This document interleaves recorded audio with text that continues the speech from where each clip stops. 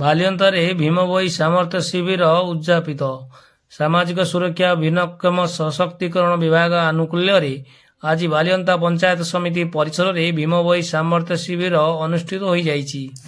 ଏହି ଅବସରରେ ଜିଲ୍ଲା ସାମାଜିକ ସୁରକ୍ଷା ଅଧିକାରୀ ଦିଲ୍ଲୀପ କୁମାର ହିଆଲ, ଗୋଷ୍ଠୀ ଉନ୍ନୟନ ଅଧିକାରୀ ସ୍ମୃତି ପ୍ରଜ୍ଞା ପ୍ରିୟଦର୍ଶିନୀ ଓ ଖୋର୍ଦ୍ଧା ସାମାଜିକ ସୁରକ୍ଷା ଅଧିକାରୀ ପ୍ରିୟଦର୍ଶିନୀ କାଣ୍ଡି ପ୍ରମୁଖ ସମ୍ମାନିତ ଅତିଥି ଭାବେ ଯୋଗଦେଇ ଶିବିର ଶୁଭାରମ୍ଭ କରିଥିଲେ।